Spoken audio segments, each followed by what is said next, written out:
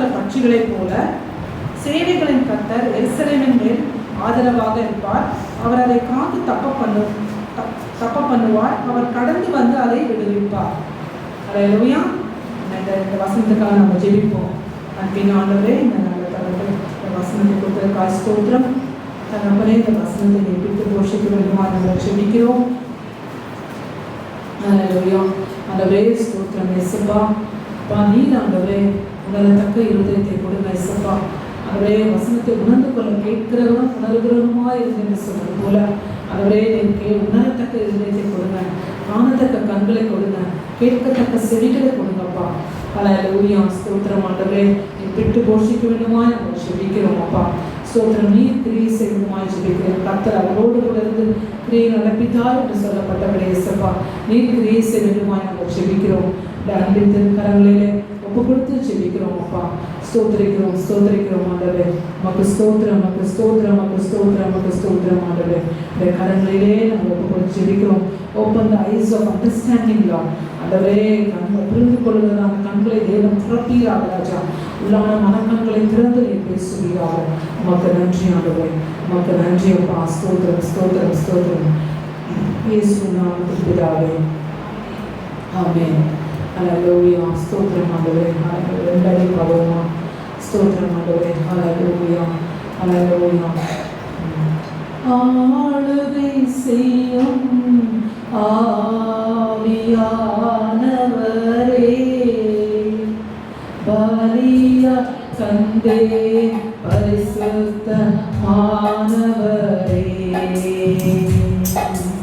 ஆளுகை செய்யும் ஆவியானவரே, பலியா தந்தே பரிசுத்தமானவரே,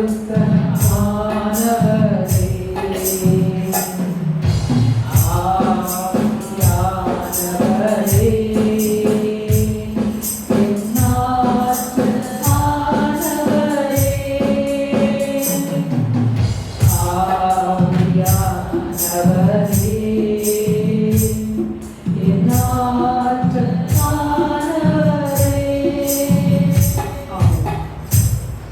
இந்த வசனத்தை கர்த்தர் எனக்கு கொடுத்தார். பறந்து காக்கிற பட்சிகளைப் போல சேனைகளின் கர்த்தர் எருசலேமின் மேல் ஆதரவாக இருப்பார். அவர் அதை காத்து தப்ப பண்ணுவார். அவர் கடந்து வந்து அதை விடுவிப்பார். இந்த வசனத்தை நான் தியானித்து கொண்டே இருந்தேன். அப்பொழுது எனக்கு அந்த வார்த்தை ஆதரவாக இருப்பேன், எருசலேமின் மேல் ஆதரவாக இருப்பேன் என்று சொன்ன அந்த வார்த்தை என்னை தொட்டது. தேவன் எருசலேமின் மேல் எப்படி இருக்காரா? ஆதரவாக இருப்பார். இங்கிலீஷ் பைபிளில் சொல்லப்பட்டிருக்கிறது protection, he will protect it என்று சொல்லி இங்கிலீஷ் பைபிளில் போடப்பட்டிருக்கிறது. he will protect it என்று சொல்லும்போது அது பாதுகாப்பு என்று எடுத்துக்கொண்டாலும், ஆனால் தமிழ வேதாகமத்திலே அது இன்னும் அழகாக சொல்லப்பட்டிருக்கிறது, ஆதரவாக இருப்பு. அல்லேலூயா. இந்த வசனம் இன்றைக்கு உங்களுக்கு கொடுக்கப்படுகிற வசனம் மட்டுமல்ல, இது சபைக்கென்று தேவன் கொடுத்த வசனம், நம்முடைய சபைக்கென்று கர்த்தர் கொடுத்த வசனம். நான் இதற்கு ஆதரவாக இருப்பேன். அல்லேலூயா. அப்போ தேவன் இந்த நம்முடைய சபைக்கு ஆதரவாக இருப்பேன் என்று சொல்லி கர்த்தர் வாக்கு கொடுத்தார். அப்போ ஆதரவாக இருப்பேன் என்று சொன்னால் ஆண்டவர் நம்மோடு கூட என்ன பேச வருகிறார், ஆதரவாக இருப்பேன் என்று சொன்னால் என்ன நம்மோடு பேச வருகிறார் என்று சொல்லி நான் தியானித்துக் கொண்டிருந்த போது முதல் வசனம் வந்தது, பறந்து காக்கிற பட்சிகளை போல. பறந்து காக்கிற பட்சின்னு பறவை இல்லையா? பறந்து காக்கிற பட்சினா பறவை. அப்போ பறவைகள்ல பறவை நல்ல பெரிய பறவைகள்லாம் எடுத்துக்கலாம், அதோட ரெக்கையெல்லாம் நல்லா பெருசா இருக்கும். அதை என்ன பண்ணும், அந்த கூண்டுல இருக்கக்கூடிய தன்னுடைய குஞ்சுகளை அது பாதுகாக்கும்படிக்கு தன்னுடைய சிறகுகளால் என்ன பண்ணும், அதை மூடும். அது அந்த பட்சியோட வேலை. அது என்ன பண்ணும், தன்னை மறைத்துக்கொள்ளும். அந்த தன்னுடைய குஞ்சுகளை அது மறைத்துக்கொள்ளும். ஏதாவது ஒரு கழுவோ இல்லை ஏதாவது ஒரு அனிமலோ வந்துச்சுன்னு சொன்னால், விலங்கு வந்துச்சுன்னா அது முட்டையோ அந்த குஞ்சியோ சாப்பிடாதபடிக்கு அது என்ன பண்ணும், அப்படியே பாதுகாக்கும், தன் சிறகுகளால் மூடிக்கொள்ளும். ஸோ இதுதான் வந்து பறந்து காக்கிற பட்சி செய்கிற ஒரு வேலை. அப்போ அந்த பறந்து காக்கிற பட்சியை போல தான் ஆண்டவர் என்ன பண்ணுறார், நம்மை பாதுகாக்க விரும்புகிறார். அல்லேலூயா. எப்படி அந்த கூடுல இருக்கக்கூடிய குட்டிகளையும் குஞ்சுகளையும் அது எவ்வளோ அன்பாய் பராமரிக்குதோ அது போல ஆண்டவர் நம்மை பாதுகாக்கிறவராக இருக்கிறார். ஹல்லேலூயா. அப்போ இந்த வசனத்தை நான் தியானித்துக் கொண்டிருந்த போது ஆண்டவர் எருசலேமின் மேல் ஆதரவாக இருப்பார். அப்போ தேவன் என்ன பண்றாரா, நம்ம மேல நமக்கு ஆதரவாக இருக்க போகிறார். ஹல்லேலூயா. ஒவ்வொருத்தருக்கும் தேவன் ஆதரவாக இருக்க போகிறார். வரக்கூடிய நாட்களிலே நீங்கள் அதை பார்ப்பீங்க. அப்ப ஆதரவாக இருப்பேன்னு சொன்னா ஆண்டவர் என்ன சொல்ல வர நம்ம கிட்ட சொன்னா, அவர் அதை காத்து தப்ப பண்ணுவார். இதுதான் அவர் ஆதரவு கொடுக்கிற ஆதரவுல அவர் என்ன செய்கிறான்னு சொன்னால், அவர் நம்மை காத்து தப்ப பண்ணுவார். நம்ம காத்து கொள்வார். பிறகு என்ன பண்ணுவார், நம்மை தப்ப பண்ணுவார். எதுக்கு தப்ப பண்ணுவார்? நம்ம எதுக்கு தப்ப பண்ணுவார்? ஒரு ஆபத்தோ, ஒரு சத்துருவின் கிரியையோ, இல்லை ஒரு வேண்டாம் மனுஷர்களால வரக்கூடிய காரியமோ, ஏதோ ஒரு விதமான ஒரு ஆபத்திலிருந்து, ஒரு விதமான வேண்டாத காரியங்களிலிருந்து ஆண்டவர் என்ன பண்ணுவார், நம்மை பாதுகாத்து கொள்வார். அது தீங்கா இருக்கலாம், இல்லை சத்துருவின் கிரியா இருக்கலாம், அது ஏதோ ஒரு வேண்டாத காரியமாக இருக்கலாம். ஆனால் தேவன் அதிலிருந்து நம்மை காத்து நம்மை தப்ப பண்ணுவார், தப்பி போக பண்ணுவார். இங்கிலீஷில் சொல்லப்பட்டிருக்கு ப்ரொடெக்ட் அண்ட் டெலிவர் என்று சொல்லப்பட்டிருக்கிறது. ப்ரொடெக்ஷன் பாதுகாப்பு, டெலிவர் என்று சொன்னால் அதிலிருந்து ஒரு விடுதலை கொடுத்து நம்மை தப்ப பண்ணுவார் என்று மீனிங் வருகிறது. அப்போ காத்து தப்ப பண்ணுவார் என்று சொன்னால் அந்த அர்த்தம். அடுத்தது அவர் கடந்து வந்து அதை விடுவிப்பார். அப்போ ஆண்டவர் என்ன பண்ணுவாரா, நமக்காக கடந்து வருவார். கடந்து வந்து அதை என்ன பண்ணுவாரா, விடுவிப்பாராம். அப்போ கடந்து வருவாராம். ரெண்டாவது நம்ம விடுவிக்க போகிறார். ஹல்லேலூயா, ஹல்லேலூயா.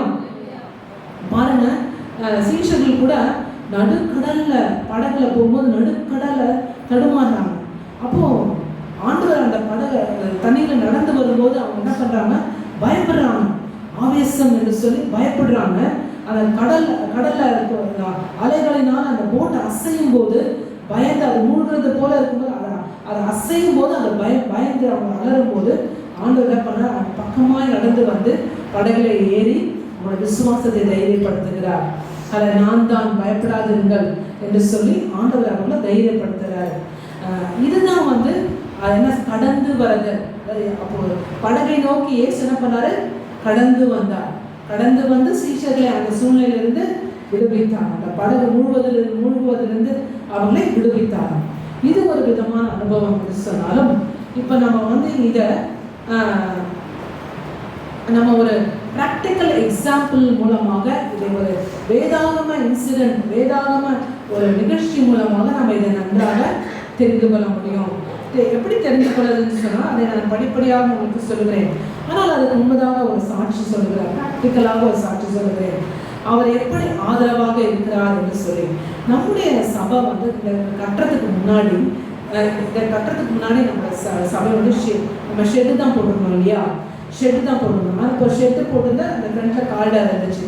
ஆனால் அந்த டைமில் உங்களுக்கு எல்லாருக்கும் தெரியும், இந்த பக்கத்தில் இந்த கிரவுண்டில் அவர் லைசன்ஸ் வாங்காமல் அவர் என்னன்னு சொல்லாமையே அவர் அங்கே ஒரு வேண்டாம் அந்த ஃபயர் பொருட்கள், தீப்பிடிக்கிற பொருட்கள்லாம் வச்சுருந்தார். அந்த ஃபயரை ஆக்சுவலாக அந்த டிரான்ஸ்ஃபார்மர்லேருந்து ஃபயர் வந்து ஃபுல்லாக எரிஞ்சு அந்த ஆக்சிஜன் சிலிண்டர்ஸ்லாம் அங்கங்கே வெடிக்க ஆரம்பிச்சிது. அது உங்களுக்கு தெரியும், நிறைய பேர் எல்லாருக்குமே தெரியும்னு நினைக்கிறேன். நான் வாட்ஸ்அப்பில் தான் அனுப்பிச்சோம். அது வெடிக்க ஆரம்பிச்சு அவ்வளோ ஒரு ஃபயர் நைட்டில் எரிஞ்சிட்டு இருந்தது. நைட்டில் ஃபோனில் தேவஞான சிஸ்டர் அவங்க பிள்ளைங்க ஃபோன் பண்ணும்போது எங்களுக்கு வந்து ஃபோனில் அந்த வெடிக்கிற சத்தம் கேட்டுச்சு. ஃபோனில் நான் தூரத்தில் லைட்டாக அந்த சத்தம் கேட்டுச்சு. ஆனால் அந்த ஃபோனில் மிக தெளிவாக வாசி நம்ம சபைக்கு பக்கத்தில் ஏதோ பயங்கரமாக எரியுதுன்னு சொல்லி அவங்க சொன்னாங்க. அப்போ அந்த சத்தம் கேட்ட உடனே நான் ஃபஸ்ட்டு சொன்னேன், ஏதோ வெடிக்கிற சத்தம் கேட்குதுங்க அப்படின்னு சொல்லும்போது, சரி உடனே பாஸ்டர் 1 மணிக்கு எழுந்து பெண்ணை ஜானை கூட்டிட்டு இங்கே வந்தார்.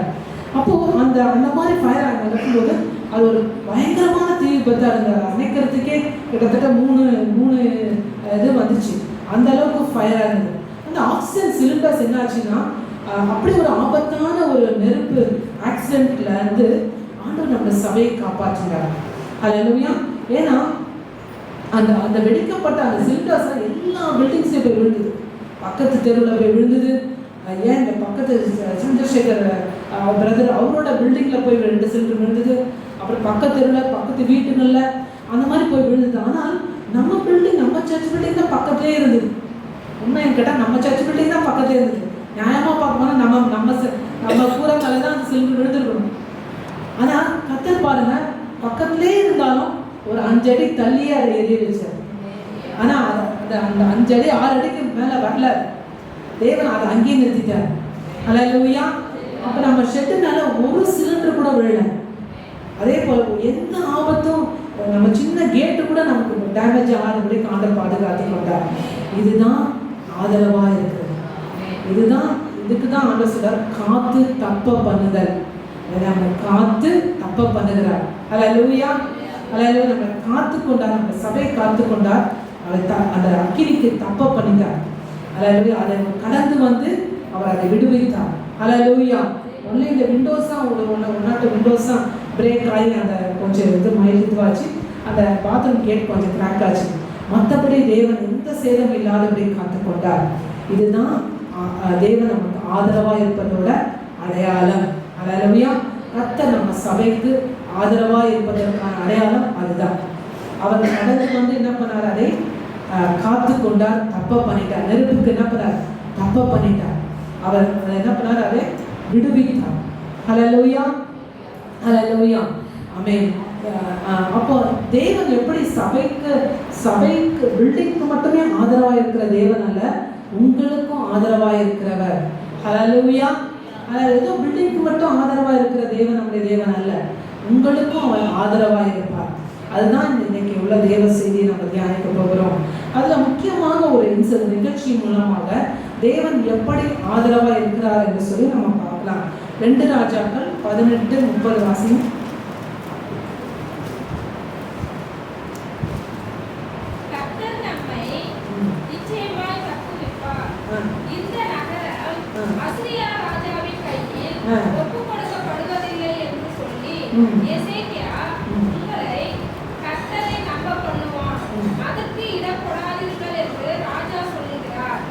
இதோட ஆக்சுவலா என்ன இன்சிடென்ட் சொன்னா, இது ஒரு ஆக்சுவலி 2 சாப்டர் கிட்ட இந்த இன்சிடென்ட் வரும். நான் அந்த இன்சிடென்ட்டை உங்களுக்கு சொல்லுகிறேன், நீங்கள் அதை கேளுங்க.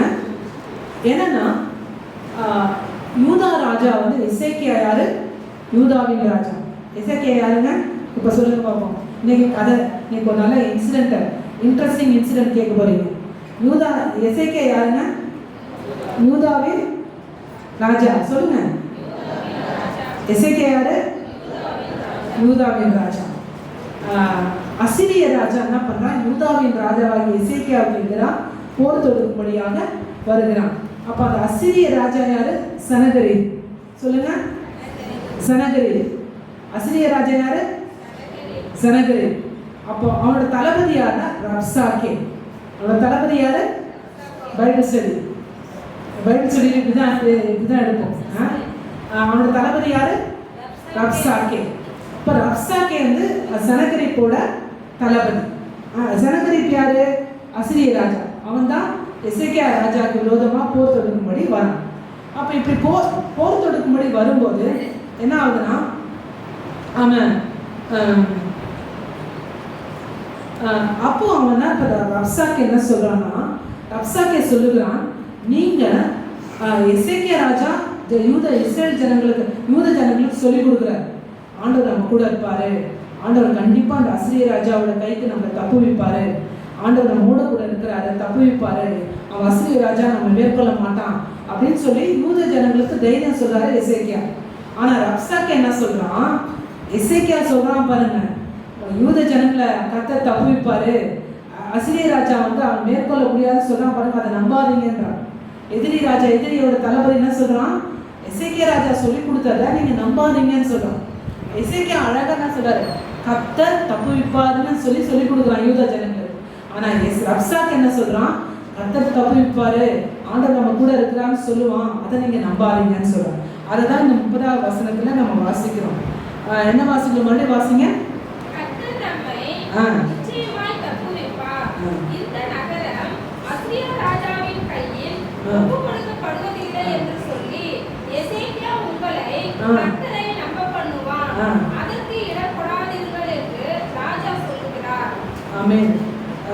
அதுதான் இப்ப நான் வாசிச்சோம் இல்லையா, இப்ப 30வது வசனம் வாசிக்கிறோம். கர்த்தர் நம்மை தப்புவிப்பார் என்றும் அசீரிய ராஜாவின் கையில் அது ஒப்பு கொடுக்கப்படுவதில்லை என்று சொல்லி எசேக்கியா அவங்களை கர்த்தரை நம்ப பண்ணுவான், அதற்கு இடம் கூடாதிருங்கள் என்று ராஜா சொல்லுகிறார். இதை தான் என்ன பண்ண ரப்சாகி இதுதான் சொல்றோம், கர்த்தரை நம்பாதீங்க, எசேக்கியா சொல்றதான் நம்பாதீங்கன்னு சொல்லி கொடுக்குறாரு. ஆனால் அதோடு கூட என்ன சொல்றாங்க,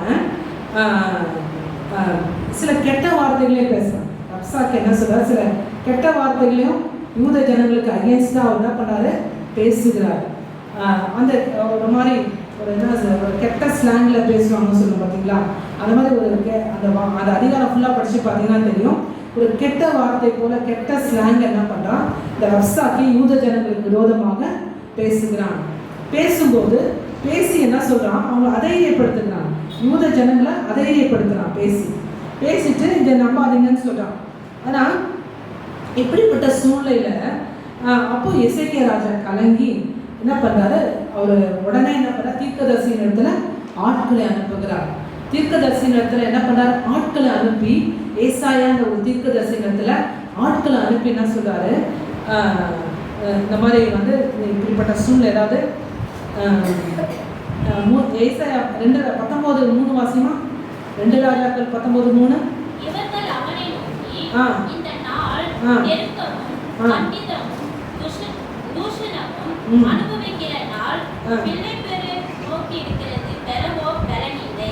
4 வாசிமா, ஜீவனுள்ள தேவனை நிந்திக்கும்படி அசீரிய ராஜாவாகிய தன் ஆண்டவனால் அனுப்பப்பட்ட ரப்சாக்கே சொன்ன வார்த்தைகள் எல்லாம் உமது தேவனாகிய கர்த்தர் கேட்டிருக்கிறார். ஜீவனுள்ள தேவனை நிந்திக்கும்படி அசீரிய ராஜாவாகிய தன் ஆண்டவனால் அனுப்பப்பட்ட ரப்சாக்கே சொன்ன வார்த்தைகள் எல்லாம் உமது தேவனாகிய கர்த்தர் கேட்டிருக்கிறார் அப்படின்னு சொல்லி அவன் நிந்திச்சு சொல்றான். எதிராளி என்ன பண்றான், நிந்திக்கிறான். தேவனே இஸ்ரவேல் யூத ஜனங்களை தேவனே நிந்திக்கிறான், யூத ஜனங்களை நிந்திக்கிறான், எசேக்கியாவை நிந்திக்கிறான். நிந்திச்சு சொல்லி அனுப்பின வார்த்தைகளை எல்லாம் நீங்க கேளுங்க அப்படின்னு சொல்லி எசேக்கியா ராஜா ஏசாயா தீர்க்கதரிசியிடத்துல தன்னுடைய ஆட்களை அனுப்பி ஜெபிக்க சொல்றாரு. அப்போ ஏசாயா தைரியப்படுத்துகிறார். அப்போ ஏசாயா தைரியப்படுத்தி என்ன பண்றாரு, அவரோடு ஏசாயா தைரியப்படுத்தி சில வார்த்தைகளை பேசுகிறார். ஏசாயா என்ன பேசுறாரு, 6ஆம் வசனம் வாசிங்க. அப்பொழுது ஏசாயா அவர்களை நோக்கி, அசீரிய ராஜாவே, ஊழியக்காரர் என்னை தூஷித்ததும் நீர் கேட்டதுமான வார்த்தைகளினாலே பயப்படாதேயும். இதோ அவர் ஒரு செய்தியை கேட்டு தன் தேசத்துக்கு திரும்புவதற்கான ஆவியை நான் அவனுக்குள் அனுப்பி அவனை அவன் தேசத்திலே பட்டயத்தால் விலக்கொள்ளுவேன் என்று கர்த்தர் உரைக்கிறார் என்பதை உங்கள் ஆண்டவரிடத்தில் சொல்லுங்கள் என்றார். ஆமென். பாருங்க, அப்ப ஏசாயா என்ன பண்றாரு, அவர்களை நோக்கி அசீரிய ராஜாவின் ஊழியக்காரர் என்னை தூஷித்ததும் நீ கேட்டதுமான வார்த்தைகளால பயப்படாதீங்க. நீங்க என்ன வார்த்தைகளை அசீரிய ராஜா தூஷித்தானோ பேசினானோ நீங்க அந்த வார்த்தைகளை கேட்டு நீங்க என்ன பண்ணீங்க, பயப்படாதீங்கன்னு சொல்லி ஏசாயா தைரியப்படுத்துறார். ஏன்னா அவங்க செய்தியை கேட்டு அந்த எதிராளி என்ன பண்ணுவான், எதிரி தன் தேசத்துக்கு திரும்புறபடிக்கு நான் பண்ணுவேன், ஒரு செய்தியை கேட்டு அவன் என்ன பண்ண தேசத்துக்கு திரும்புறபடிக்கு நான் செய்வேன்னு சொல்லி ஏசாயா தைரியப்படுத்தி ஆட்களை எசேக்கியாவுக்கு அனுப்புகிறார். ஹல்லேலூயா. அப்போ தேவன் தைரியப்படுத்தி அப்படி ஏசாயா தைரியப்படுத்தி அனுப்புகிறார். அப்போ எசேக்கியாவுக்கு அந்த வார்த்தைகள் போய் கேட்கிறார். ஏசாயா தீர்க்கதரிசி தைரியப்படுத்துகிற வார்த்தைகளை கேட்கிறார். அதே போல இந்த இடத்துல நான் ஒரு காரியத்தை நான் உணர்ந்தேன். நீங்கள் ஆலயத்துல வரும்பொழுது பாஸ்டர் மூலமாகவும் சரி, பலிபீடத்தின் என் மூலமாகவும் சரி, இங்க வருகிற ஊழியக்காரர்கள் மூலமாக தேவன் உங்களோடு பேசுகிற வார்த்தைகளை நீங்கள் நம்பாதபடிக்கு பிசாசு உங்களோடு கூட மனிதர் மூலமாக பிசாசோ உங்களிடத்துல பேசுவான் என்று சொன்னால் நீங்க அதுக்கு இடம் கொடுக்காதீங்க. நீங்க என்ன வார்த்தையை நீங்க கேட்குறீங்களோ, பாஸ்டர் மூலமாகவோ இங்க பலிபீடத்துல என்ன கேட்குறீங்களோ அந்த வார்த்தைகளை நீங்கள் தைரியமாக நம்புங்கள். ஹல்லேலூயா. ஆமா, அந்த வசனம் எப்படி நிறைவேற போகுது அப்படி நீங்க ஒரு அவிசுவாசம் இல்லாமல் நீங்க தைரியமாய் அதை நம்புங்கள். அந்த நம்பி அந்த வார்த்தைகளை பிடித்துக்கொண்டு தேவனுடைய வார்த்தையை பிடித்துக்கொண்டு நீங்க செயல்படணும். ஹல்லேலூயா. சரி, அடுத்ததாக 15-16 வாசிங்க. 15 16 வாசிங்க.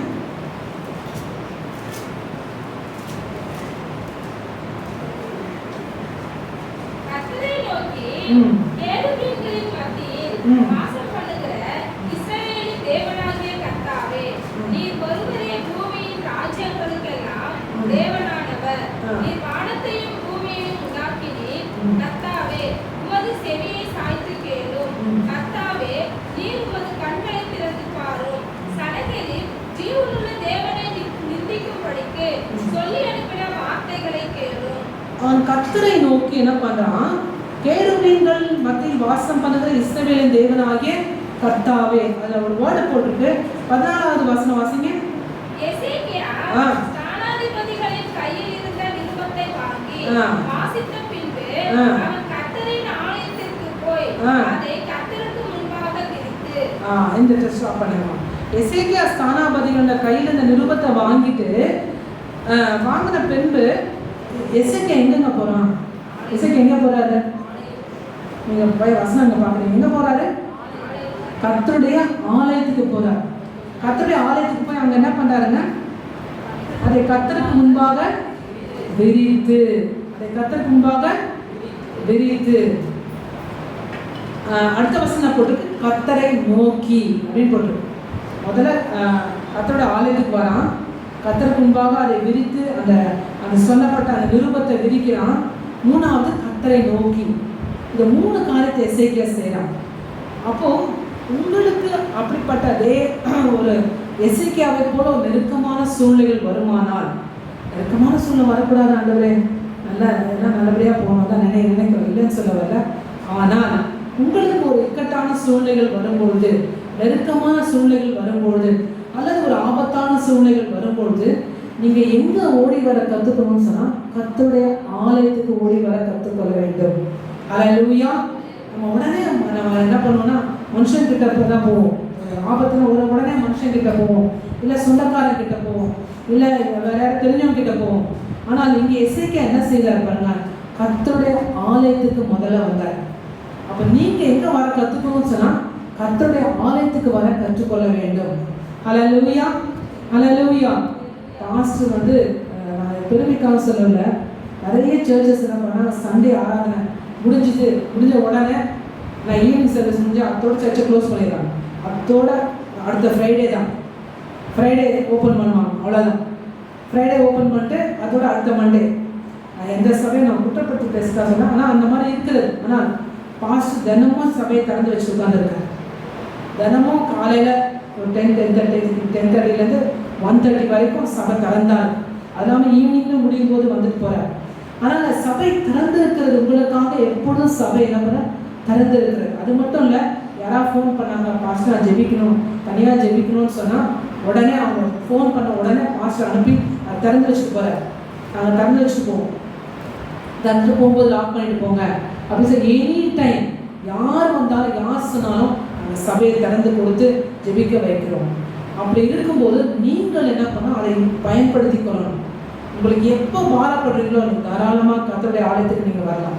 கர்த்தருடைய ஆலயத்துக்கு வாங்க, வேறு எங்கேயும் போகாதீங்க, யார்கிட்டையும் போகாதீங்க, கர்த்தருடைய ஆலயத்துக்கு வாங்க. கர்த்தருடைய ஆலயத்துக்கு வந்து நீங்கள் இங்கே தேவனிடத்தில் சொல்ல பழகி போடுங்க. ஹல்லேலூயா, ஹல்லேலூயா. எசேக்கியா நினச்சா யார்கிட்ட வேணால் போயிருக்கலாம், ஆனால் எசேக்கியா எங்கேயும் போகல, அவன் கர்த்தருடைய ஆலயத்துக்கு நேராக ஓடி வருகிறான். ஹல்லேலூயா, ஹல்லேலூயா, ஹல்லேலூயா. நம்ம சொல்யூஷனை தேடி எத்தனையோ போகிறது காட்டுறது, இங்கே வருவீங்கன்னு சொன்னால் உங்களோட எப்படிப்பட்ட காரியத்துக்கான தீர்வு கிடைக்கும். ஹல்லேலூயா, ஹல்லேலூயா. ஆமென். ரெண்டாவதாக அவன் என்ன பண்ணுறான்? கர்த்தருக்கு முன்பாக அந்த நிருபத்தை விரித்து அதை வாசிக்கிறான். அப்படின்னா என்ன அர்த்தங்க? அப்படின்னா என்ன அர்த்தம்? கர்த்தருக்கு முன்பாக விரித்து அந்த எதிரி அனுபவிச்ச எதிரி எழுதி அனுப்பின நிருபத்தை அவன் கர்த்தருக்கு முன்பாக விரித்து அப்படின்னா என்ன அர்த்தம்? அப்படின்னா என்ன அர்த்தம்னா அவன் தன் மனதில் இருக்கக்கூடிய அவன் என்னென்ன வார்த்தைலாம் கெட்ட வார்த்தைலாம் சொன்னா, எல்லாம் நிந்திச்சு தூஷணம் பண்ணி என்னென்னோ வார்த்தைகளை பேசினா, அந்த வார்த்தைகள் அத்தனையும் எசேக்கியா மனசு காதல் இருக்கு. அதாவது எசேக்கியா மனசுலயும் பாரம் இருக்கு. அந்த எதிரி சொன்ன காரியங்கள் எல்லாம் அந்த பாரம் பயம் கலக்கம் எல்லாமே எசேக்கியா மனசுல இருந்துச்சு. அந்த நிருபத்துல அவன் அப்படி எழுதி அமைச்சிருந்தான் எதிரி. ஆனால் அது எல்லாவற்றையும் என்ன பண்றான்? தேவனுடைய சமூகத்துல தேவனுக்கு முன்பாக வைக்கிறான். ஹல்லேலூயா.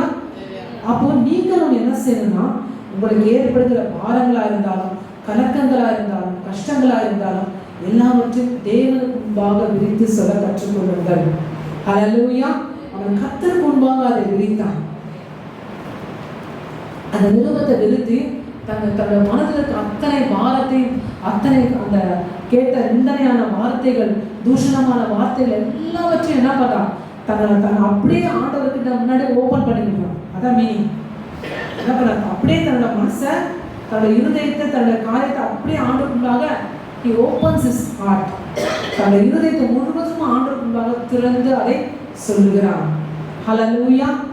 அந்த மாதிரி நீங்க தேவனுக்கு முன்பாக திறந்து சொல்ல கற்றுக்கொள்ள வேண்டும். ஹல்லேலூயா. உங்க மனசை திறந்து நீங்க தேவனிடத்துல உங்களோட காரியங்கள், உங்களோட பயங்களா இருந்தால், கலக்கங்களா இருந்தால், எந்த விதமான சவாலா இருந்தால், உங்களோட விரோதமா எந்த காரியம் சேலஞ்சா இருக்கு, எந்த காரியம் கூட போராடி கொண்டிருக்கிறதோ அதை தேவனுக்கு முன்பாக விரித்து சொல்ல கற்றுக்கொள்ளுங்க. You open your heart to the Lord. தேவனுக்கு முன்பாக உங்கள் இருதயத்தை திறந்து நீங்கள் சொல்லுங்கள். ஹல்லேலூயா. ஹல்லேலூயா. மனசை ஊற்றி ஜெபிக்கிறது ஒரு காரியம், அது ஒரு அனுபவம். ஆனால் உங்கள் இருதயத்தில் இருக்கிறத திறந்து தேவனுக்கு முன்பாக சொல்லுகிறது ஒரு அனுபவம். ஹல்லேலூயா. அப்போ உங்கள் இருதயத்தில் இருக்கிற எல்லா காரியத்தையும் திறந்து தேவனிடத்துல சொல்லுங்க. அப்போ தேவன் அதை கேட்பார். ஹல்லேலூயா. சொல்லுவாங்க தெரியுமா, சில வேலைகளை என் மனசெல்லாம் திறந்து சொல்லிட்டேன், என் மனசை திறந்து எல்லாத்தையும் சொல்லிட்டேன்னு சொல்லுவாங்க தெரியுமா. அது மனுஷங்கிட்ட சில வேலைகளை ரொம்ப க்ளோஸ் ஃப்ரெண்ட்ஸ் கிட்ட என்ன பண்ணுவோம்னா, ஒரு மாதிரி பிரச்சனைகள் இருக்கும்போது, கொஞ்சம் கஷ்டங்கள் இருக்கும்போது, நெருக்கடியாக இருக்கும்போது, ரொம்ப மனசு பாரமாக இருக்கும்போது என்ன பண்ணுவோம்னா, நம்ம க்ளோஸ் ஃப்ரெண்டாக யார் இருக்காங்களோ அவங்ககிட்ட என்ன பண்ணுவோம், ஓப்பன் பண்ணுவோம். நம்ம மனசை ஓப்பன் பண்ணி எல்லாத்தையும் சொல்லுவோம். அவனால் தீர்க்க முடியலையோ ஆனால் என்ன பண்ணுவோம், வார்த்தை இறக்கி இருக்கிறதுக்காகச்சும் மனசை ஓப்பன் பண்ணி சொல்லுவோம். ஆனால் அந்த நேரத்தில் உங்களுக்கு ஒரு டெம்பரரி ரிலீஃப் கிடைக்கும். ஆனால் அந்த ஃப்ரெண்டால் நம்மளோட பிரச்சனையை சால்வ் பண்ண முடியாது, அந்த சொந்தக்காரனால நம்மளோட பிரச்சனையை சால்வ் பண்ண முடியாது. ஆனால் உங்களுடைய படத்தை உண்டாக்கின தேவன் இருக்காரு பாருங்க, அவர்கிட்ட உங்கள் மனசை நீங்கள் திறந்து பேசும்போது அவர் உங்களுக்கான காரியத்தை செய்ய முடியும். ஹல்லேலூயா. ஹல்லேலூயா. அதனால் எப்போ உங்கள் மனதை திறந்து நீங்கள் ஜெபிக்க கற்றுக்கொள்ளுங்க. ரொம்ப தூரத்தில் இருக்கேன், நான் எப்படி சர்ச்சுக்கு வருது அப்படின்னு கேட்காது. ஹல்லேலூயா. ஆண்டவர் எவ்வளவு தூரமாக இருந்தாலும் அது நம்ம ஒரு தேவனை சந்திக்க வேண்டும் என்கிற அந்த உறுதி மனசில் வந்துச்சுன்னா நீங்கள் வருவீங்க. ஹல்லேலூயா. எங்கேயோ எங்கேயோ நம்ம பைக் எடுத்துகிட்டு போகிறோம். ஏன் கர்த்தரோட ஆலயத்துக்கு ஏன் பைக் எடுத்துகிட்டு வரக்கூடாது? ஏன் ஒரு ஆட்டோ பிடிச்சிட்டு வரக்கூடாது? ஏன் ஒரு வண்டியில் வரக்கூடாது? ஹல்லேலூயா. தாராளமாக வாங்க, ஜெபம் பண்ணுங்க. எனி டைம் உங்களோட இருதயத்தை திறந்து ஜெபிங்க. அவன் 3வது வார்த்தை கர்த்தரை நோக்கி. கர்த்தரை நோக்கி. அப்போ தேவனை நோக்கி ஜெபிக்கிறோம். தேவனை நோக்கி ஜெபிக்கிறோம். அவனுடைய நோக்கெல்லாம் யார் மேலே இருக்குன்னா ஆண்டவர் மேலே. நமக்கு சில வேலை மனுஷன் மேலே போகிறது சகஜம், இல்லை யாராவது இவங்க மேலே அவங்க மேலே நம்ம நோக்கம் நம்ம போகும். தேவன் அதை விரும்பவில்லை. அதில் தேவனை கர்த்தரை நோக்கி அந்த நோக்கத்தை நம்ம தேவனுக்குமாக நோக்கி நம்ம ஜெபிக்கும் போது தேவன் அதை கேட்பார். அதில் ஒரே நோக்கமாக ஜெபிங்க. தேவனையே அவருக்கு ரொம்ப கர்த்தரையே நோக்கி உங்கள் காரியத்தை சொல்லுங்க. அப்போ அவர் உங்களுக்காக எல்லாவற்றையும் செய்வார். ஹல்லேலூயா. அதில் கர்த்தரையே நோக்கி சொல்லுங்க. கர்த்தரையும் நோக்கி சொல்லாதீங்க. ஆண்டோட்டே போட்டு வைக்கலாம், ஆண்டோட்டே சொல்லி வைக்கலாம், ஜெபிச்சு வைக்கலாம். அப்படி இல்லை, கர்த்தரை மாத்திரம் நோக்கி நீங்கள் சொல்லுங்க. அதை நோக்கி அப்பா ஆண்டவர் நடத்துவாரானா நீங்கள் மற்றவர்கிட்ட சொல்லலாம். அப்போ கர்த்தரை நோக்கி முதலாவது நீங்கள் காரியத்தை அவரே நோக்கமாகி சொல்லுங்க. அப்போ எசேக்கியா ராஜா அந்த காரியத்தை தான் செய்தார். அப்படி நோக்கி சொல்லும்போது என்ன சொல்றாரு, ஆண்டவரே நீங்கள் கேருபீன்கள் மத்தியில் வாசம் பண்ணுகிற தேவன், வானத்தையும் பூமியும் உண்டாக்கினீர். நீங்கள் உங்கள் செவியை சாய்த்து கேளுங்க. கர்த்தாவே நீர் உங்களோட கண்களை திறந்து பாருங்க. ஜனகரி ஜீவன்ல தேவனை நிந்திக்கும்படி சொல்லி அனுப்பின வார்த்தைகளை கேளுங்கன்னு சொல்லி அவர் சொல்றாரு. அதை பாருங்க, எசேக்கியா ராஜா சொல்றாரு, உங்க செவியை திறந்து கேளுங்க ஆண்டவரே, வானத்தையும் பூமியும் உண்டாக்கின தேவன், நீங்க உங்க செவியை திறந்து கேளுங்க, உங்க கண்களை திறந்து பாருங்க அப்படியே சொல்லி அதன் பிறகு என்ன பண்ணாரு, அந்த நிந்தித்த வார்த்தைகள் எல்லாத்தையும் சொல்றாரு. இப்போ ஒரு வசனம், இந்த வசனம் அந்த ஆலயத்தில் நாங்கள் எப்பவும் போடுறோம். என்ன வசனம் சொன்னாங்க, இந்த ஸ்தலத்திலே செய்யப்படும் ஜெபத்திற்கு என் கண்கள் திறந்தவைகளும் என் செவிகள் கவனிக்கிறவர்களுமாய் இருக்கும் அப்படின்னு நம்ம ஆலயத்தில் இந்த வசனத்தை போட்டிருக்கோம். இது சாலமோன் ஆலயத்துக்கு தேவன் கொடுத்த வாக்குத்தத்தம். சாலமோன் ஆலயத்துக்கு தேவன் என்ன வாக்குத்தத்தம் கொடுத்தாருன்னா, இந்த ஸ்தலத்துல செய்யப்படுகிற ஜெபத்திற்கு அப்படின்னு சாலமோனுக்கு தேவன் வாக்கு கொடுத்தார். நீ கட்டியிருக்கிய ஆலயம், அந்த ஆலயத்துல செய்யப்படுகிற ஜெபத்துக்கு என் கண்ணு திறந்ததா இருக்கும், என் செவி கேட்கிறதா இருக்கும்ன்றார் ஆண்டவர். அதை தான் இங்க எசேக்கியா ராஜா கேட்கிறான், கண்களை திறந்து பாருங்க ஆண்டவரே, காதை திறந்து கேளுங்க ஆண்டவரேன்னு சொல்லி சொல்றான். இதை தான் இந்த வசனம் நமக்கு கற்றுக் கொடுக்கிறது. அப்போ நீங்க இங்க வந்து சொல்லக்கூடிய காரியங்களை, ஒருவேளை நீங்க வீட்டுல இருந்து சொல்லுகிற காரியங்கள் கர்த்தர் கேட்க மாட்டாரு, இல்ல கேட்பாரு. ஆனா இங்க வரும்போது தேவனுடைய காரியம் கொஞ்சம் வித்தியாசமா இருக்கும். அவருடைய செவிகள் திறந்ததா இருக்கும். நீ என்ன காரியம் சொன்னாலும் ஆண்டவர் உடனடியா கேட்பார். அவருடைய கண்கள் உண்மையில திறந்ததா இருக்கும். ஹல்லேலூயா, ஹல்லேலூயா, ஆமென். நீதிமான் செய்யும் முக்கியமான வேண்டுதலுக்கு தேவன் என்ன பண்ணார், அந்த முக்கியமான வேண்டுதலை அவர் கவனிக்கிறார். நீ இங்க வந்து என்ன ஊக்கமா ஜெபிக்கிறியோ, தேவன் அதை கேட்கிறார். அவர் செவிகள் கவனிக்கிறது அப்படின்னு சொல்லி வேத வசனம் சொல்றது. அப்ப நீ என்ன ஜெபிக்கிறியோ அதை தேவனுடைய செவிகள் கேட்கிறது. ஹல்லேலூயா. தேவனுடைய கண்கள் உன்னை பார்க்கும், அவர் செவிகள் நீ ஜெபிக்கிறத கேட்கும். அது மட்டும் இல்லை, நீ மனசுல சொல்றப்ப அதை கூட ஆண்டவர் கேட்பார். ஹல்லேலூயா. அப்படி அவர் என்ன பண்ணாரு, ஜெபிக்கும் போது என்ன நடக்குது நம்ம பார்க்கலாம். 2 ராஜாக்கள் 19:32 வாசிங்க. கர்த்தர் அசீரியா ராஜாவை குறித்து, அவன் இந்த நகரத்திற்குள் பிரவேசிப்பதில்லை, இதன் மேல் அம்பு எய்வதும் இல்லை, இதற்கு முன் கேடகத்தோடே வருவதும் இல்லை, இதற்கு எதிராக பத்தளம் போடுவதும் இல்லை. ஆமென். இந்த இடத்துல சொல்றாரு. அப்போ இந்த மாதிரிலாம் சொல்லி எசேக்கியா ராஜா என்ன பண்ணாரு, ஜெபிக்கிறார். நம்முடைய அந்த ஆலயத்தில் உட்கார்ந்து எல்லாத்தையும் ஜெபிச்ச உடனே அப்போ என்ன ஆகுதுன்னா, அவர் ஆலயத்தில் உட்கார்ந்து ஜெபிச்சுட்டு இருக்காரு. ஏசாயா முதல்ல சொல்லி அனுப்பிச்சார். ஆனால் ஆலயத்தில் உட்கார்ந்து அவர் எல்லாத்தையும் ஜெபிச்ச உடனே ஆண்டவர் ஏசாயா கிட்ட பேசுறாரு. அப்போ இங்க ஜெபிக்கிற ஜெபம் அங்க ஏசாயா கிட்ட ஒர்க் ஆகுது. ஏசாயா கிட்ட சொல்றாரு ஆண்டவர், சொல்லி வார்த்தையை கொடுத்து அனுப்புறார். நீங்க ஜெபிக்கிற ஜெபத்துக்கு கண்டிப்பாக உத்தரவு பதில் ஒரு இடத்துல இருந்து வரும். ஹல்லேலூயா. நீங்க இங்கே ஜெபிக்கிற ஜெபத்துக்கு எங்கிருந்து பதில் வரணுமோ அங்கிருந்து பதில் வரும். ஹல்லேலூயா, ஹல்லேலூயா. அது கொஞ்சம் கேட்கறதுக்கு கஷ்டமா இருக்குல்ல, ஆனா அது கேட்கறது கொஞ்சம் ஆச்சரியமாகவும் இருக்கும், சவாலாகவும் இருக்கும். ஆனா இங்க ஜெபிக்கிற ஜெபத்துக்கு தேவன் எங்கிருந்தோ பதில் வரும்படிக்கு செய்வார். ஹல்லேலூயா, ஹல்லேலூயா. எங்கிருந்து பதில் வரணுமோ அங்கிருந்து பதில் வரும்படிக்கு தேவன் செய்வார். ஹல்லேலூயா. அது வரைக்கும் ஜெபத்தை நிறுத்தாதீங்க. அப்ப இங்க இந்த இடத்துல ஏசாயா சொல்றாரு, ஆகையால் கர்த்தர் அசீரிய ராஜாவை குறித்து. அப்ப ஏசாயா சொல்றாரு, அவன் இந்த 32 வாசிங்க. கர்த்தர் அசீரிய ராஜாவை குறித்து, அவன் இந்த நகரத்திற்குள் பிரவேசிப்பதில்லை, இதன் மேல் அம்பு எய்வதும் இல்லை, இதற்கு முன் கேடகத்தோடே வருவதும் இல்லை, இதற்கு எதிராக பத்தளம் போடுவதும் இல்லை. அவன் இந்த நகரத்திற்குள் பிரவேசியாமல் தான் வந்த வழியே திரும்பி போவான். அப்ப இந்த இடத்துல ஏசாயா என்ன சொல்றாரு, பயப்படாத, அசீரிய ராஜா இந்த நகரத்துக்குள்ள பிரவேசிக்க மாட்டான்னு சொல்றாரு. பிரவேசிப்பதும் இல்லை, அம்பு ஏவும் மாட்டான், இதுக்கு முன்னாடி கேடகத்தோட வரவும் மாட்டான். அப்போ உன் கூட அவன் என்ன பண்ண முடியாது, யுத்தம் பண்ண முடியாதுன்னு ஒரே வார்த்தையில சொல்றாரு. உனக்கு விரோதமா யுத்தம் பண்ண மாட்டான். அவன் அசீரிய ராஜா உனக்கு விரோதமா யுத்தம் பண்ண மாட்டாங்கிறத அந்த வார்த்தையில சொல்றாரு. அம்பு ஏய மாட்டான், பிரவேசிப்பதில்லைன்னு சொன்னா அதுதான் மீனிங் ஆக்சுவலா. அப்போ he will not wage a war against you. அவன் உனக்கு விரோதமாக யுத்தம் பண்ண மாட்டான்னு சொல்லி ஆண்டவர் வாக்கு கொடுக்குறாங்க.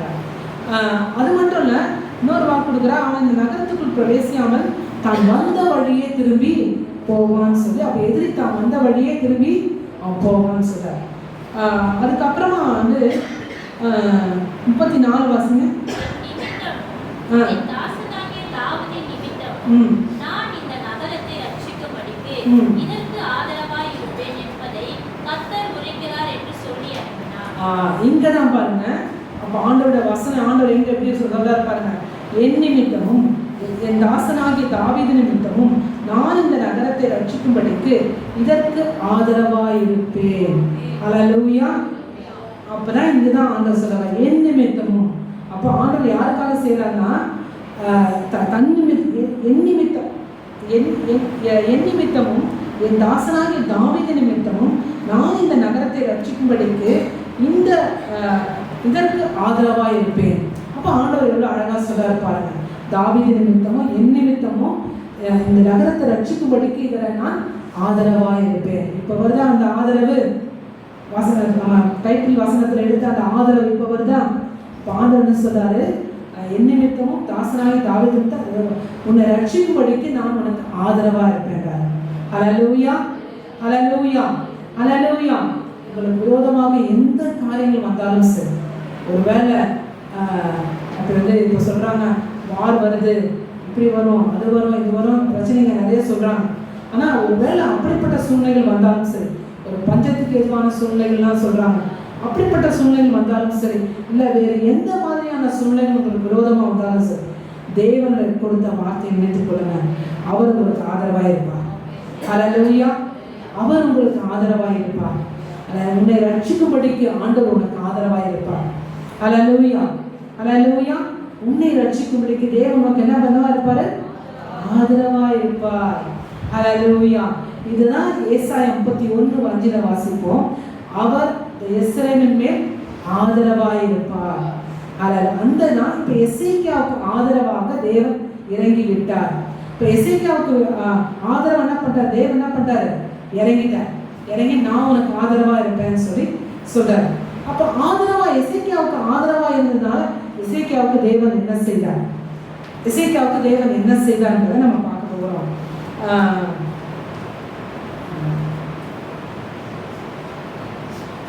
அடுத்த வசனம் 35 வாசி. அன்று ராத்திரியிலே சம்பவித்தது என்னவென்றால், கர்த்தருடைய தூதன் புறப்பட்டு அசீரியன் பாளையத்தில் 1,85,000 பேரை சங்கரித்தார். அதிகாலமே எழுந்திருக்கும் போது இதோ அவர்கள் எல்லாரும் செத்த பிரதர்களாய் கிடந்தார்கள். அன்று ராத்திரியிலே சம்பவித்தது என்னவென்றால், கர்த்தருடைய தூதன் புறப்பட்டு, யார் அனுப்புறாங்க? கர்த்தருடைய தூதனை தேவன் அனுப்புகிறார். யார் அனுப்புறாங்க? தேவன் தூதன். கர்த்தருடைய தூதன் புறப்பட்டு எங்க புறப்பட்டிருப்பார்? கர்த்தருடைய தூதன் உங்க வீட்டுல இருந்தா, ஆலயத்துல இருந்தா? இல்லையே, பரலோகத்துல இருந்து. எங்க தூதன் புறப்பட்டாரு? பரலோகத்திலிருந்து கர்த்தருடைய தூதன் புறப்பட்டு வந்து. நீ எப்படி புறப்பட்டிருப்பாரு? யார் சொல்லி புறப்பட்டிருப்பாரு? கர்த்தர் தேவன் சொல்லி, தேவன் அந்த உத்தரவு சொல்லி, தேவன் அனுப்பி அந்த தூதன் புறப்பட்டு வருகிறார். ஹல்லேலூயா.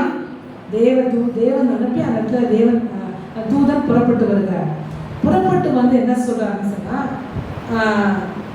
அந்த பாளையத்துக்கு வராரு. எந்த பாளையத்துக்கு? பாளையம் என்னன்னு அர்த்தம்னா அந்த யுத்தம் நடக்கிற இடம். ஷார்ட்டா சொல்லணும்னா யுத்தம் நடக்கிற இடத்துக்கு அவர் வராரு. தூதன் வந்து என்ன செய்யறாரு? எத்தனை பேர் சங்கரிக்கிறார் பாருங்க. 1,85,000 பேரை சங்கரித்தான். ஹல்லேலூயா. 1,85,000 பேரை சங்கரித்தான். 1,85,000 பேர், கிட்டத்தட்ட 1,85,000 பேரை ஒரு தூதன் சங்கரிக்கிறார். அதாவது ஒரே ராத்திரி. பாருங்க தேவனுடைய வல்லமை எப்படிப்பட்டது. இல்லை நம்ம ஒரு சில வேளையில் சாதாரண நினைச்சிடும் தேவனுடைய வல்லமை. ஆனால் ஒரு தூதனுக்கு இருக்கிற வல்லமை எப்படின்னா 1,85,000 பேரை சங்கரிச்சிடும். இப்போ அவ்வளோ ஒரு பவர்ஃபுல்லான நம்ம தேவன், அப்படிப்பட்ட ஒரு வல்லமையுள்ள தேவன். ஹல்லேலூயா. தேவதூதன் வராங்க சாதாரண நினைக்கிறோம். ஆனால் ஒரு தூதனோட கெப்பாசிட்டி எவ்வளோ அளவுக்கு இருக்குங்க. அந்த இடத்துல சத்துருக்கள் 1,85,000 பேர் இருந்தாங்க, சாதிச்சிட்டாங்க.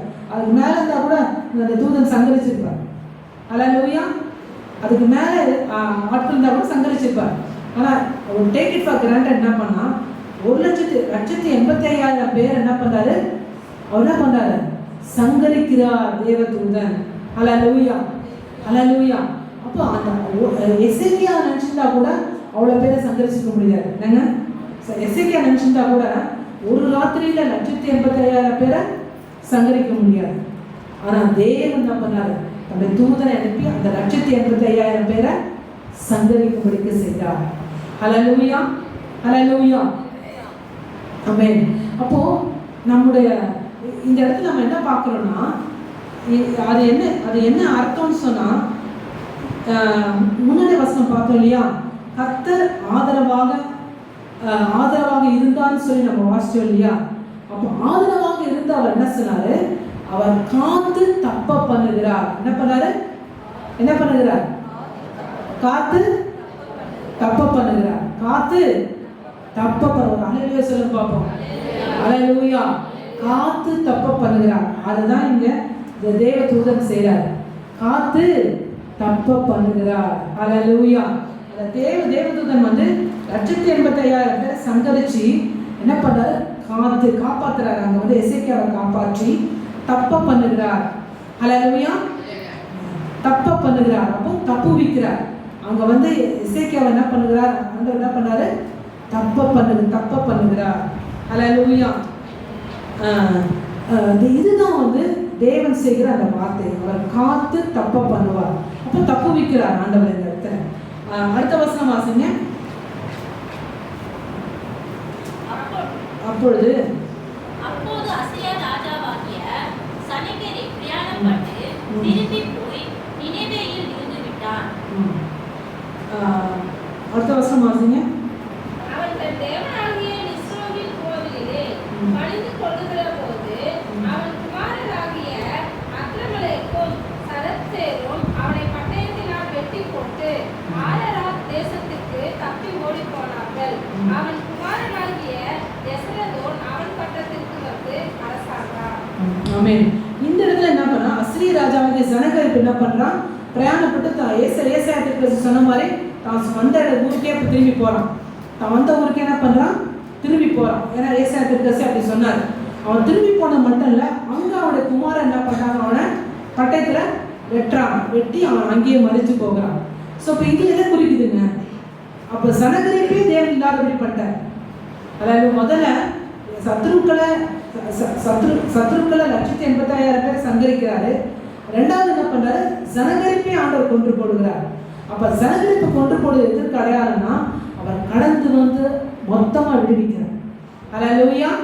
அவர் கடந்து என்ன பண்றாரு, விடுவிக்கிறார். முதல்ல தப்ப பண்ணுகிறார், ரெண்டாவது என்ன பண்றாரு, விடுவிக்கிறார். டோட்டலா விடுவிச்சிட்டார். சனகெரிப்போட கையில இருந்து டோட்டலா விடுவிச்சிட்டார். அதுதான் தேவன் உங்களுக்கு செய்ய போகிறார்.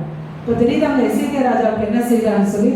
தேவன் எசேக்கியாவுக்கு ஆதரவாக இருந்ததுனால எசேக்கியாவுக்கு என்னென்ன செய்தார், முதல்ல காத்து தப்ப பண்ணாரு.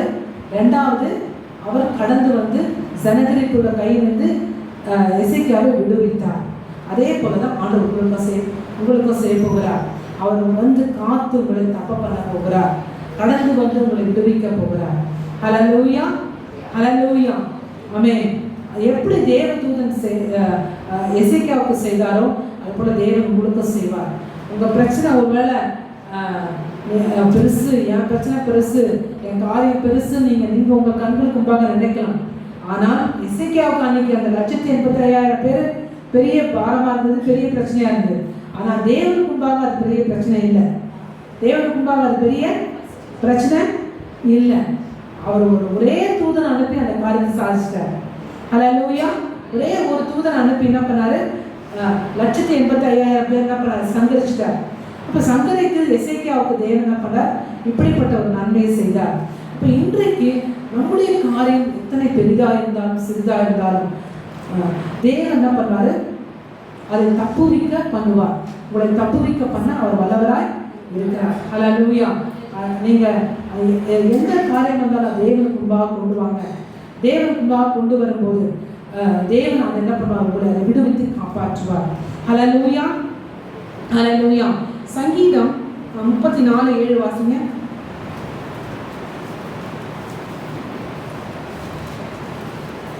கர்த்தருடைய தூதன் அவருக்கு பயந்தவர்களை சூழ பாளையம் இறங்கி அவர்களை விடுவிக்கிறார். கர்த்தருடைய தூதன் அவருக்கு பயந்தவர்களை சூழ பாளையம் இறங்கி அவர்களை விடுவிக்கிறார். அப்போ கர்த்தருடைய சங்கீதம் 34:7 என்ன சொல்லப்பட்டிருக்கு நம்ம வாசிச்சோம். கர்த்தருடைய தூதன் அவருக்கு பயந்தவர்களை சூழ பாளையம் இறங்கி அவர்களை விடுவிக்கிறார். இந்த இடத்துல பாருங்க, கர்த்தருடைய தூதன் அவருக்கு பயந்தவர்களை சூழ பாளையம் இறங்கி அவர்களை விடுவிக்கிறார். அப்போ உங்களை சுற்றிலும் யார் இருப்பான்னா, ஒரு தேவ தூதன் உங்களை பாதுகாக்கும்படிக்கு தேவன் கட்டளையிடுவார். உங்களை சுற்றிலும் பாதுகாக்கும்படிக்கு தேவன் என்ன பண்ணுவாரு? ஒரு தேவ தூதனை கட்டளையிடுவார். அல்லேலூயா. உங்க பிள்ளைகளை பாதுகாக்கும்படிக்கு தேவ தூதர்கள் ஆண்டவர் என்ன பண்ணுவாரு? கட்டளையிடுவார். உங்க பிள்ளைகளை பாதுகாக்கும்படிக்கு தேவன் தூதர்களை கட்டளையிடுவார். அவர்கள் உங்க பிள்ளைகளை சூழ்ந்து, உங்க வீட்டை சூழ்ந்து, இங்க இருக்கிற இடத்தை சூழ்ந்து பாளையம் இறங்கி உங்களை விடுவிக்க கர்த்தருடைய தூதன் என்ன பண்ணுவாரு? தேவன் அனுப்புகிறவராக இருக்கிறார். ஹல்லேலூயா, ஹல்லேலூயா. கர்த்தருடைய தூதன் செயல்படுவார். அப்படிப்பட்ட இக்கட்டான நேரங்கள்ல கர்த்தருடைய தூதன் செயல்படுவார். செயல்பட்டு ஆதரவாய் இருப்பார். ஹல்லேலூயா. ஆதரவாய் இருந்து என்ன பண்ணுவார்? தப்ப பண்ணுவார். அவர் என்ன பண்ணுவார்? கடந்து வந்து விடுவிப்பார். ஹல்லேலூயா, ஹல்லேலூயா, ஹல்லேலூயா. அதெல்லாம் உண்மையாங்க. இப்போ தேவ தூதர்களை கண்டிப்பா நீங்க வேதத்தை விசுவாசிக்கிறீங்க, உண்மைதான், நான் இல்லைன்னு சொல்ல வரேன். ஆனால் தேவ தூதர்கள் வந்து நமக்காக யுத்தம் பண்றதா உண்மையா? எப்படி அது உண்மை? உங்க வாழ்க்கையில நீங்க கடந்து போயிருக்கீங்களா? அந்த மாதிரி சில அனுபவங்களை கடந்து போயிருக்கீங்களா? சொல்லியிருக்கீங்க. ஒரு சிலருக்கு உங்களுக்கு அந்த அனுபவம் வந்திருக்கலாம். ஆனால் அது முற்றிலும் உண்மை, 100% உண்மை. என்னோட மேரேஜ் விஷயத்துல, என்னோட மேரேஜ் காரியத்துல சில போராட்டங்கள் எனக்கு இருந்தது. ரொம்ப போராட்டம் இருந்தது. நாங்கள் ஃபஸ்ட்டு முதல் முறையாக நாங்கள் சபையில் திருமணம் நடத்தணும்னு சொல்லும்போது எனக்கு ரொம்ப போராட்டம் இருந்தது. நாங்கள் அவங்க இந்து மதப்படி விக்கிரக முறைப்படி பண்ணோம்னா எங்களுக்கு ஈஸியாக கன்சென்ட் கிடச்சிருக்கோம், எங்களுக்கு எல்லாமே கிடச்சிருக்கோம். ஆனால் தேவன் நம்ம சபையில் தான் திருமணம் நடக்கணும்னு சொல்லி நாங்கள் உறுதியாக நின்றதற்கு நிறைய போராட்டம் வந்தது. அப்போ போராட்டம் வந்தபோது ரொம்ப கலங்கின சூழ்நிலைகள்லாம் வந்தது. அப்போ கலங்கின சூழ்நிலைகள் வரும்போது தரிசனத்திலே நான் தேவ தூதனை பார்த்தேன். அதில் தரிசனத்திலே தேவ தூதன் எனக்காய் யுத்தம் பண்ணுவதை பார்த்தேன். அல்லேலூயா. தேவ தூதன் பட்டயத்தை எடுத்து எனக்காய் யுத்தம் பண்ணுவதை நான் பார்த்தேன். அல்லேலூயா. நான் தனியாய் அறையிலே அமர்ந்து கொண்டிருந்த போது தேவ தூதன் என்னை தொட்டதை நான் உணர்ந்தேன். அல்லது தேவ தூதன் என்னை தொட்டதை உணர்ந்தேன். அல்லது என் ஷோல்டர் மேல அவர் கை வைக்கிறத, ஆண்டவர் கை வைக்கிறத, தூதன் கை வைக்கிறத நான் உணர்ந்தேன். அதுங்கள தரிசனத்திலே நான் தேவ தூதனை பார்த்தேன். தேவ தூதன் எப்படி யுத்தம் பண்ணுகிறார் என்பதை குறித்து நான் பார்த்தேன். ஹல்லேலூயா, ஹல்லேலூயா. அதுல சில போராட்டங்கள், சில மிஸ்டேக்ஸ், ஹியூமன் மிஸ்டேக்ஸ் கலந்திருந்து அதுல தேவன் ஜெயம் கொடுத்தாலும் நான் அதை பார்க்கும்போது தேவ தூதன் யுத்தம் பண்ணுகிறதை முதல் முறையா நான் அந்த டைம் தான் நான் பார்த்தேன். ஹல்லேலூயா. இப்போ உங்களுக்கு முக்கியமான காரியங்கள், ரொம்ப இம்பார்ட்டன்ட் காரியங்கள் வரும்பொழுது தேவதூதன் உங்களுக்காக யுத்தம் பண்ணுவார். ஹல்லேலூயா. தேவன் உங்களுக்காக யுத்தம் பண்ணுவார். ஹல்லேலூயா, ஹல்லேலூயா, ஹல்லேலூயா. அது மட்டும் இல்லை, நான் இந்த திருமண காரியத்தை நான் பார்த்தேன். பிசாசு ஒரு பயங்கர வல்லமையா எழும்புறதை பார்த்தேன். அவன் தன்னுடைய வல்லமையோடு எழும்பினதை பார்த்தேன். எழும்பினதை பார்க்கும்பொழுது தேவன் அதே சமயத்தில் தேவன் தன் சிங்காசனத்தை விட்டு எழுந்ததை பார்த்தேன். என் திருமண காரியத்தில் தேவன் தன் சிங்காசனத்தை விட்டு ஒரு முறை எங்களுடைய திருமணம் ஸ்டாப்பாய் நடந்தது, நிறுத்தப்பட்டு நடந்தது. சில ஹியூமன் மிஸ்டேக்ஸ் இருந்தாலும் தேவன் எழுந்தறினார். தேவன் தன் சிங்காசனத்தை விட்டு எழுந்ததை நான் தரிசனத்தில் பார்த்தேன். தேவன் எழுந்த பிறகு என்னாச்சுன்னா, அந்த சிங்கத்தை சுற்றிலும் பட்டயங்கள் வைக்கப்படுவதை பார்த்தேன். 4 பக்கமும் 4 பட்டயம் வைக்கப்படுவதை பார்த்தேன். அந்த சிங்கம் கர்ஜிக்கிற சிங்கமா இருக்கிறது. அந்த கர்ஜிக்கிற சிங்கத்தை சுற்றி 4 புறமும் பட்டயம் வச்ச பிறகுதான் அந்த சிங்கத்தோட வீரியம் தணிந்ததை பார்த்தேன். அது அடக்கப்படுவதை பார்த்தேன். அப்ப தேவன் எழுந்தருளி இந்த சத்ருவை தன் பட்டயத்தினாலே அடக்குவதை நான் தரிசனத்திலே பார்த்தேன். ஹல்லேலூயா. இது உண்மைங்க, நான் கதை சொல்லணும். உண்மையாக நடந்த சம்பவம்.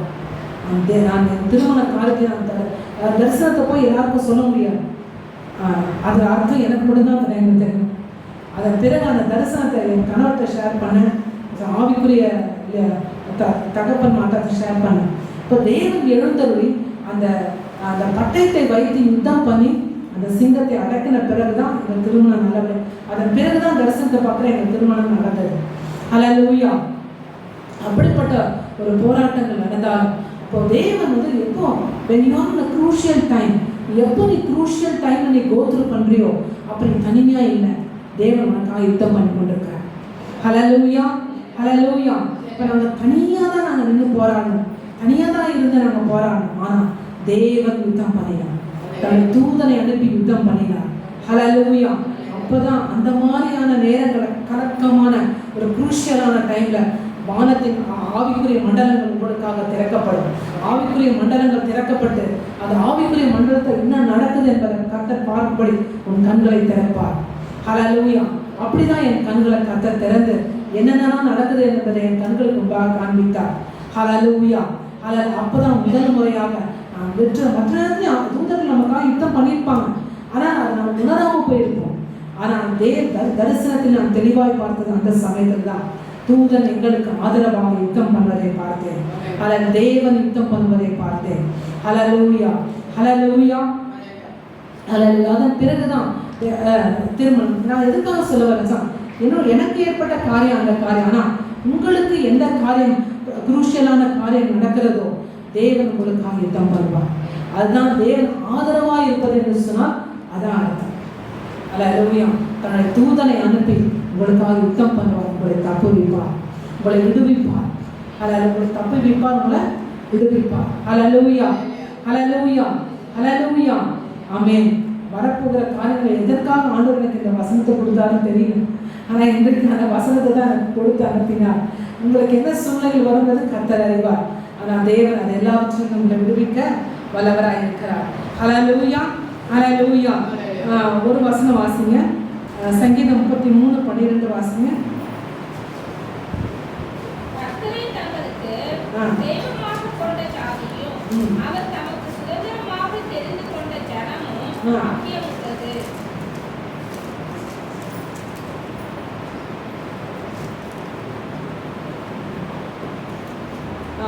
11 வாசிங்க.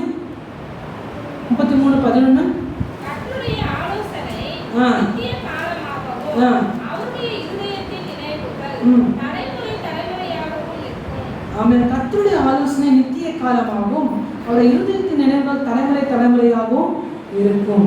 இன்றைக்கு ஒரு காரியத்தை நினைச்சுக்கோங்க, எசேக்கியாவின் தேவன் என் தேவன், எசேக்கியாவின் தேவன் என்னுடைய தேவன். நீங்கள் விடுவிக்கப்படல, கர்த்தர் உங்களுக்கு ஆதரவாய், எனக்கு கர்த்தர் ஆதரவாக இருக்கிறார். ஹல்லேலூயா. அது என்ன சூழ்நிலை வேணாலும் வரட்டும், எப்படிப்பட்ட காரியங்கள் வேணாலும் வரட்டும், அது எவ்வளோ சேலஞ்சிங்கான காரியமாக இருந்தாலும் நீங்கள் ஒன்று மட்டும் நினைங்க, தேவன் எனக்கு ஆதரவாக இருக்கிறார், என்னை அவர் தப்ப பண்ணுவார், என்னை வந்து விடுவிப்பார். இதை உங்கள் இருதயத்தில் எடுத்துக்கொண்டு போங்க. அதில் இந்த இடத்துல சொல்லப்பட்டிருக்கு, கர்த்தருடைய ஆலோசனை நித்திய காலமாகவும் அவர் இருதயத்தின் நினைவுகள் தலைமுறை தலைமுறையாகவும் இருக்கும் என்று சொல்லப்பட்டது. இந்த இடத்துல பாருங்க, அதுக்கு முந்தின வசனம் வாசி, கர்த்தர் ஜாதிகளின்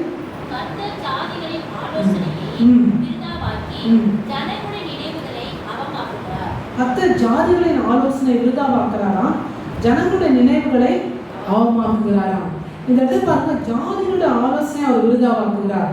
யாருடைய ஆலோசனை தேவன் விருதாவாக்குறாங்க? ஜனங்களில் கூட அசிரிய ராஜாவுடைய ஆலோசனை என்ன பண்ணாரு?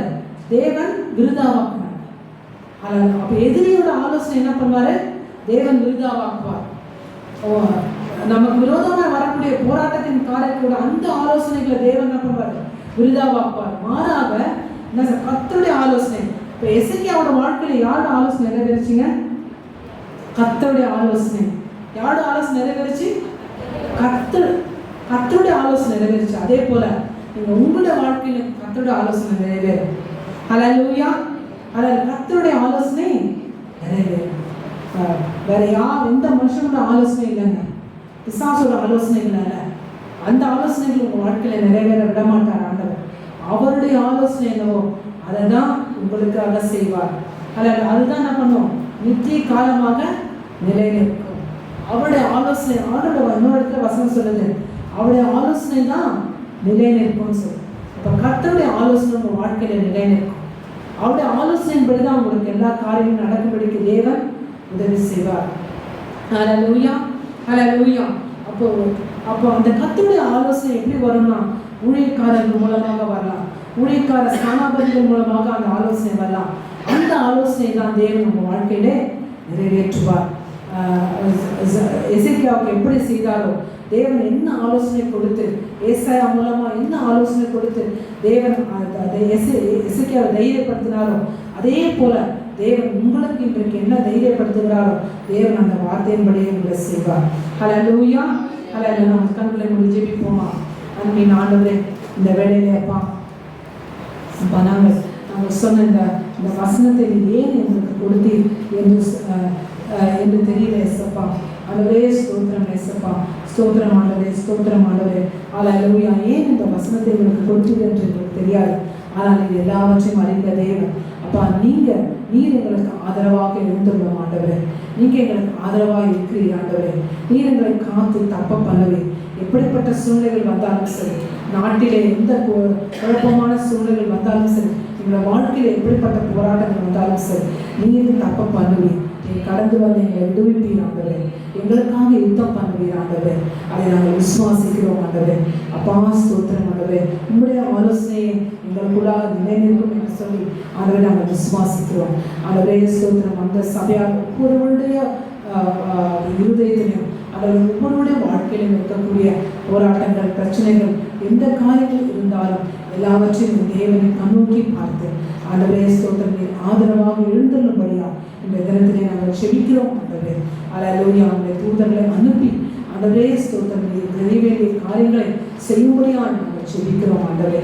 அப்பா நீர் எழுப்பி என்ன காரியங்களை செய்ய வேண்டுமோ இந்த காரியங்களை செய்யும்படியாக நாங்கள் செபிக்கிறோம். இந்த அன்பின் திருக்கரத்தில் ஒப்புக் கொடுக்கிறோம். ஆசீர்வதி பெறப்படும் இயேசுவின் நாமத்தில் பிதாவே. ஆமென்.